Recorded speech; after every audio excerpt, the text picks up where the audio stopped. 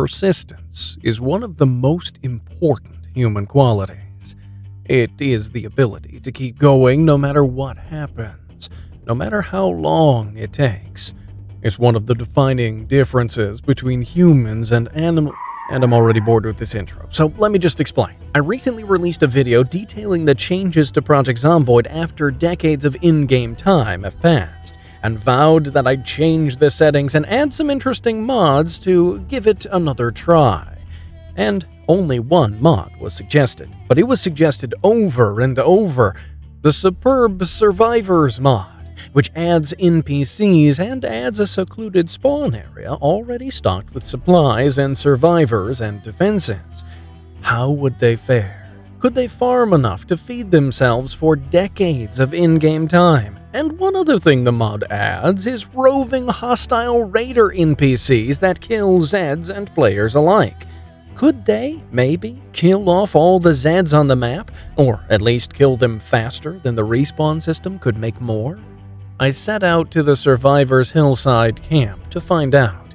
I already needed to use the debug mode to speed up time, so I started setting the survivors up with extra MREs just in case. As it so happens, it takes a surprising amount of time just to drop 1,000 MREs. A few thousand. Should be good. And then about 1 billion seeds for farming, and then just a couple boxes of 9mm rounds and some guns to make sure they weren't the victims of the raiders. And I was all set and ready to flip the switch once more on my time machine.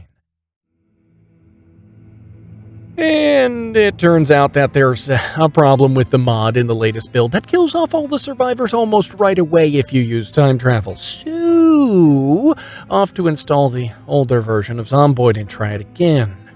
This time, a steady diet of shotguns, MREs, and cabbages should see them right. I added some zones to the fort to ensure they knew where the water and food and farming and guns were. And then, I had an idea.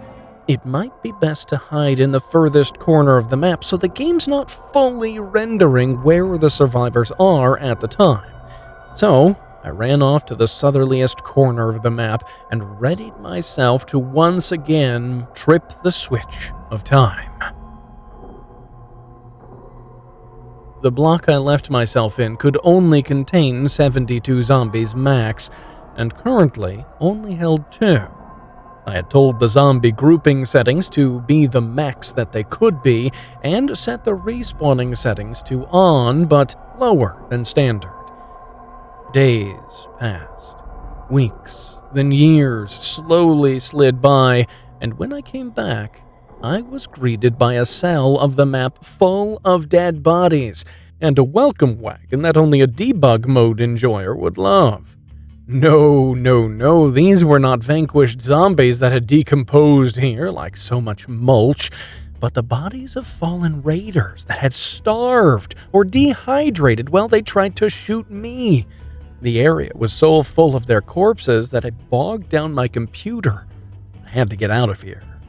So, off I went. The first town revealed the truth I had been seeking. There were more zombies than there should have been. If the raiders had been doing their job, the number of Zeds would be lower than the maximum.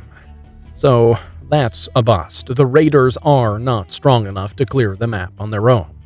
I did note that the hordes of zombies did seem to be larger, though at this size, the amount of territory covered by each horde is larger than the size of a map block. So, I also noted that the cities did seem to have kept many Zeds from clumping up into a proper horde.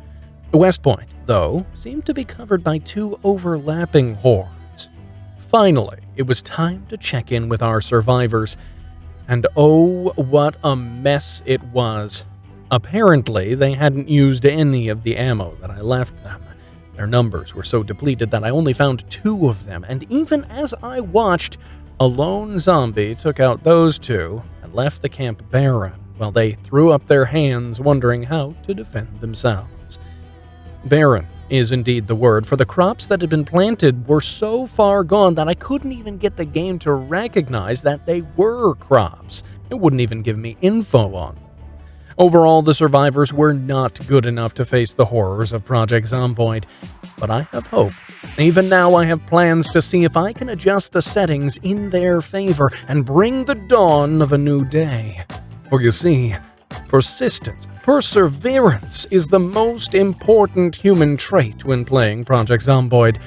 So subscribe to make sure you stick around for the next episode.